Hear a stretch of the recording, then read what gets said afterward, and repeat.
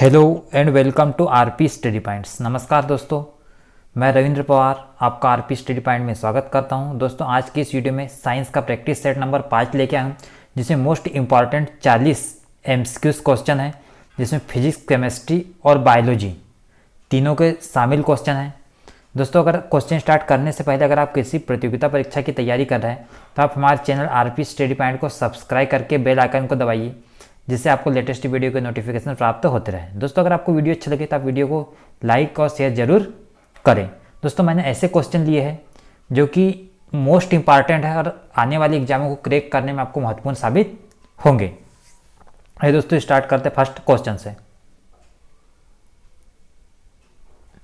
पहला क्वेश्चन है, निम्न में से कौन सा रोग संक्रामक नहीं है? तो इसका आंसर आ जाएगा ऑप्शन नंबर ये, जो कैंसर है दोस्तों, ये संक्रामक रोग नहीं है। दोस्तों, कोशिका की जो अनियमित वृद्धि है, इस अनियमित वृद्धि को ही हम बोलते हैं कैंसर। कैंसर की जांच के लिए एक टेस्ट होता है जिसको हम बोलते हैं बायोप्सी टेस्ट। मोस्ट इंपॉर्टेंट है दोस्तों, आपको याद रखना, बायोप्सी टेस्ट।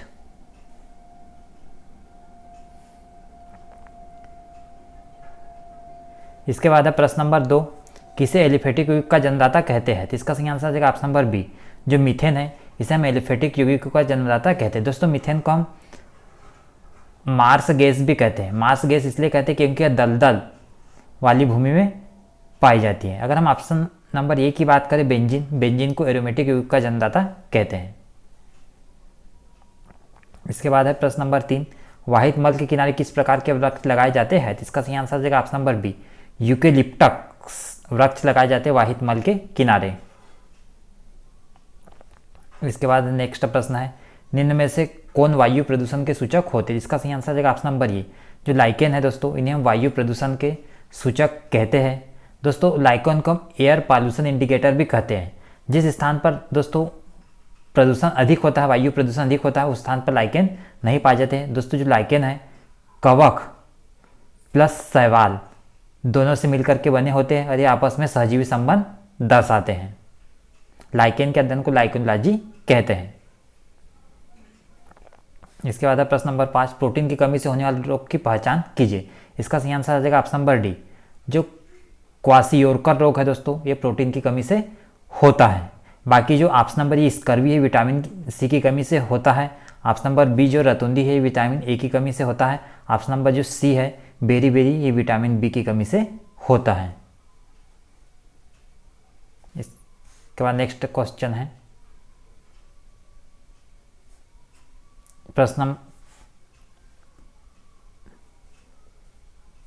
नेक्स्ट क्वेश्चन है, पित्त किसके द्वारा स्रावित होता है? इसका सही आंसर आ जाएगा ऑप्शन नंबर बी, जो पित्त है यकृत के द्वारा स्रावित होता है। दोस्तों, अगर आपसे पूछा जाए पित्त एकत्रित कहाँ होता है, तो एकत्रित होता है दोस्तों पित्ताशय में। दोस्तों, अगर हम बात करें यकृत की, यकृत क्या है? यकृत मानव शरीर की सबसे बड़ी ग्रंथि है। इसके बाद नेक्स्ट क्वेश्चन, लार में कौन सा एंजाइम पाया जाता है? इसका सही आंसर आ जाएगा ऑप्शन नंबर बी, जो टाइलिन एंजाइम है, लार में पाया जाता है। दोस्तों, टाइलिन के अतिरिक्त और एक एंजाइम पाया जाता है जिसे हम बोलते हैं लाइसोजाइम एंजाइम, ये भी लार में पाया जाता है टाइलिन के साथ में।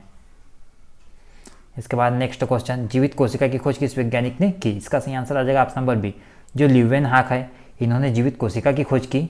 दोस्तों, अगर हम ऑप्शन नंबर ए की बात करें, रॉबर्ट हुक ने सेल अर्थात कोशिका की खोज की। इसके बाद हम ऑप्शन नंबर सी की बात करें, रॉबर्ट बाउन, इन्होंने कोशिका के अंदर केंद्रक की खोज की थी।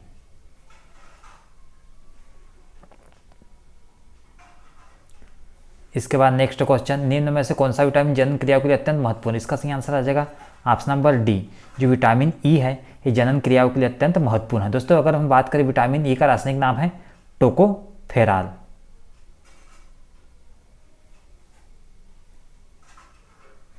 इसके बाद नेक्स्ट क्वेश्चन, डेंगू बुखार में मानव शरीर में किसकी कमी हो जाती है? इसका सही आंसर आ जाएगा ऑप्शन नंबर डी, जो प्लेटलेट्स की कमी हो जाती है दोस्तों डेंगू बुखार में मानव शरीर में। इसके बाद नेक्स्ट क्वेश्चन है, किसी वस्तु पर लगने वाले गुरुत्वाकर्षण बल को क्या कहते हैं? इसका सही आंसर आ जाएगा ऑप्शन नंबर ए, भार कहते हैं किसी वस्तु पर लगने वाले गुरुत्वाकर्षण बल को। दोस्तों, अगर हम बात करें गुरुत्वाकर्षण बल का सूत्र, तो F = G m1 m2 upon r², ये होता है गुरुत्वाकर्षण बल का सूत्र।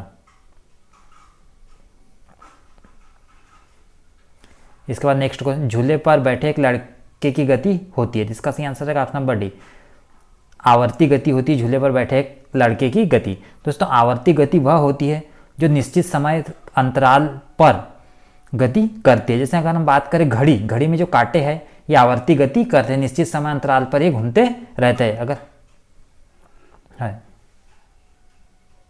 इसके बाद नेक्स्ट क्वेश्चन है, यदि एक साधारण लोलक की लंबाई बढ़ा दी जाए तो उसका आवर्तकाल क्या होगा, तो इसका सही आंसर ऑप्शन नंबर बी, बढ़ेगा। दोस्तों जो आवर्तकाल है ये लंबाई के समानुपाती होता है। अगर लंबाई बढ़ेगी तो आवर्तकाल बढ़ेगा, अगर लंबाई घटेगी तो आवर्तकाल घटेगा। इसके बाद नेक्स्ट क्वेश्चन है, पृथ्वी के केंद्र पर एक पिंड का भार होता है, इसका सही आंसर हो जाएगा ऑप्शन नंबर बी, शून्य होता है पृथ्वी के केंद्र पर एक पिंड का भार।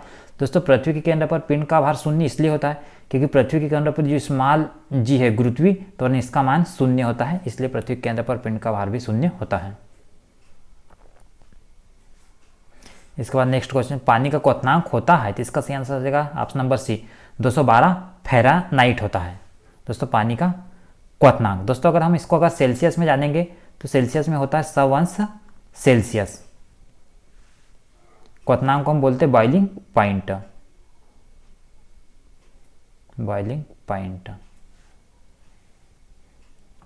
इसके बाद नेक्स्ट क्वेश्चन, कैडमियम प्रदूषण किससे संबंध है, इसका सही आंसर हो जाएगा ऑप्शन नंबर डी, इटाई से संबंध है कैडमियम प्रदूषण। इसके बाद नेक्स्ट क्वेश्चन, जीवों के नामकरण की 3 जगत प्रणाली की खोज किसने की, इसका सही आंसर हो जाएगा ऑप्शन नंबर बी, जो हेकल है इन्होंने जीवों के नामकरण की 3 जगत प्रणाली की खोज की। दोस्तों अगर पूछा जाए कि जीवों के नामकरण की 2 जगत प्रणाली की खोज किसने की, तो केरलस लिनियस ने।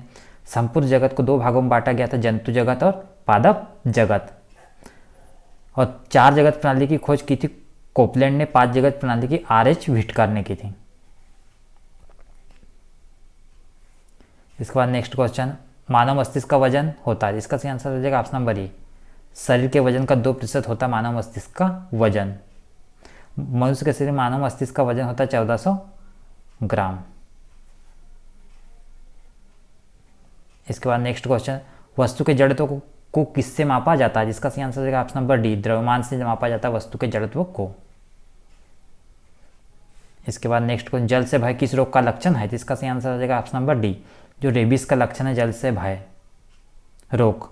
दोस्तों रेबीज को हम बोलते हैं हाइड्रोफीबिया भी, हाइड्रोफीबिया रोग भी, जो पागल कुत्तों या पागल भेड़ियों के काटने से होता है। इससे बचने के लिए रेबीज के टीके लगाए जाते हैं। इसके बाद नेक्स्ट क्वेश्चन, मनुष्य के हृदय में कितने कोष्ठ होते हैं, जिसका सही आंसर आ जाएगा ऑप्शन नंबर ए, मनुष्य के हृदय में 4 कोष्ठ होते हैं, जिसमें 2 आलिंद और 2 निलय होते हैं।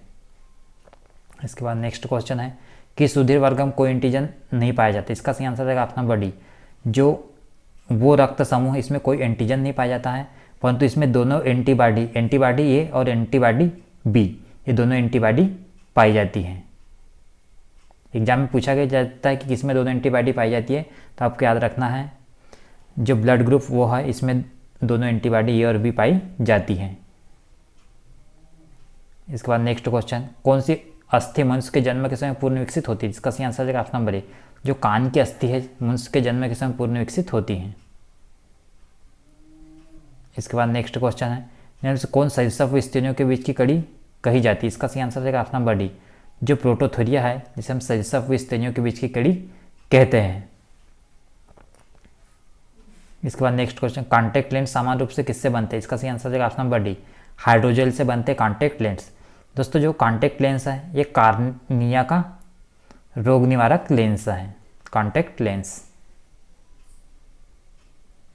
इसके बाद नेक्स्ट क्वेश्चन है, अवतल तत्व में जब वस्तु को फोकस पर रखेंगे तो उसका प्रतिबिंब कहाँ बनेगा, इसका सही आंसर है ऑप्शन नंबर डी, अनंत पर बनेगा। दोस्तों अवतल दर्पण में हम जब वस्तु को फोकस पर रखेंगे, इसके विपरीत जब वस्तु को अगर अनंत पर रखेंगे तो उसका प्रतिबिंब बनेगा फोकस पर, फोकस पर रखेंगे तो अनंत पर, अनंत पर रखेंगे तो फोकस पर बनेगा।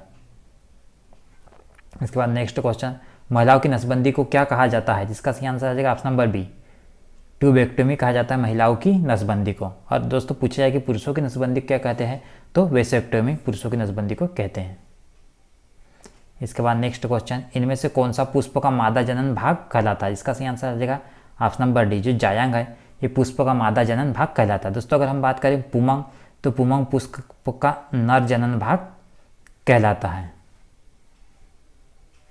इसके बाद नेक्स्ट क्वेश्चन, ऑक्टोपस किस संघ से संबंधित है? जिसका सही आंसर हो जाएगा ऑप्शन नंबर ए, संघ मोलस्का संबंधित है ऑक्टोपस। दोस्तों ऑक्टोपस मोलस्का संबंधित है। दोस्तों मोलस्का संघ ऐसा संघ होता है जिसके जो जीव है इनका शरीर कोमल होता है। कोमल मतलब कि एकदम नाजुक होता है। इसके बाद नेक्स्ट क्वेश्चन, निम्न में से कौन पॉलीसेकेराइड कार्बोहाइड्रेट है? इसका सही आंसर आ जाएगा ऑप्शन नंबर बी, जो सेलुलोज है इसे हम पॉलीसेकेराइड कार्बोहाइड्रेट कहते हैं। इसका नेक्स्ट क्वेश्चन, इनमें से कौन सा एक संक्रामक रोग नहीं है? इसका सही आंसर हो जाएगा ऑप्शन नंबर डी, जो मधुमेह है ये संक्रामक रोग नहीं है।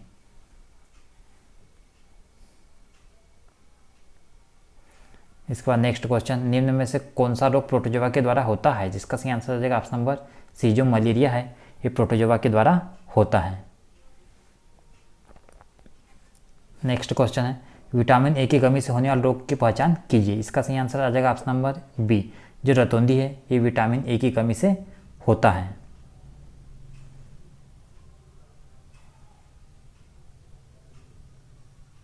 इसके बाद नेक्स्ट क्वेश्चन है, निम्न में से कौन सा रोग मानव शरीर में रक्त कोशिकाओं को प्रभावित करता है? जिसका सही आंसर आ जाएगा ऑप्शन नंबर डी, जो ल्यूकेमिया है ये मानव शरीर में रक्त कोशिकाओं को प्रभावित करता है। दोस्तों ल्यूकेमिया एक प्रकार का कैंसर रोग है।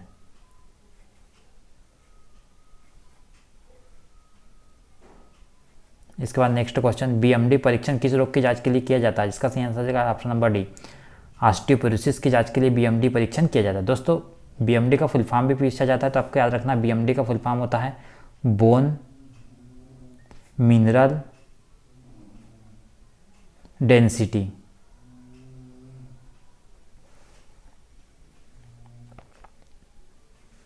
इसके बाद नेक्स्ट क्वेश्चन, एलिसा किस रोग को जांच करने की तकनीकी है? इसका सही आंसर हो जाएगा ऑप्शन नंबर सी, एड्स को जांच करने की तकनीकी है दोस्तों एलिसा। दोस्तों अगर हम बात करें एड्स का फुल फॉर्म होता है एक्वायर्ड इम्यूनोडेफिशिएंसी सिंड्रोम। दोस्तों अगर हम बात करें एलिसा का फुल फॉर्म होता है enzyme link amino solvent easy. दोस्तों फुल फॉर्म भी आपको याद रखना, पूछा जाता है एग्जाम में। इसके बाद नेक्स्ट क्वेश्चन है, भ्रूण के मस्तिष्क को नुकसान पहुंचाने वाला जीका वायरस किसके द्वारा होता है? इसका सही आंसर हो जाएगा ऑप्शन नंबर ये, मच्छर के द्वारा होता है भ्रूण को नुकसान पहुंचाने वाला जीका वायरस। इसके बाद नेक्स्ट क्वेश्चन, पीलिया से कौन सा अंग प्रभावित होता है? इसका सही आंसर आ जाएगा ऑप्शन नंबर ये, यकृत प्रभावित होता है पीलिया से। दोस्तों पीलिया में मानव शरीर पीला पीला दिखाई लगता है, इसमें जो पीला वर्णक है ये मानव शरीर में अत्यधिक मात्रा में दिखाई देने लगता है। इसके बाद नेक्स्ट क्वेश्चन है, रक्ताल्पता स्थिति किसकी वजह से होती है? इसका सही आंसर हो जाएगा ऑप्शन नंबर ये, आरबीसी की कमी से रक्ताल्पता की स्थिति होती है। दोस्तों एग्जाम में पूछा जाता है कि आरबीसी का जीवन काल कितना होता है, तो आपको याद रखना 120 दिन होता है आरबीसी का जीवन काल। इसके बाद नेक्स्ट क्वेश्चन है, कुनेन के अतिरिक्त निम्न में से कौन सी औषधि मलेरिया के उपचार में प्रयोग की जाती है? इसका सही आंसर हो जाएगा ऑप्शन नंबर ये, जो आर्टिथा औषधि है ये कुनेन के अतिरिक्त मलेरिया के उपचार में प्रयोग की जाती है। तो दोस्तों इस वीडियो में इतना ही। अगर आप हमारे चैनल पर नए हैं तो आप हमारे चैनल आरपी स्टडी पॉइंट को सब्सक्राइब करके बेल आइकन को जरूर दबाइए। वीडियो देखने के लिए थैंक यू वेरी मच।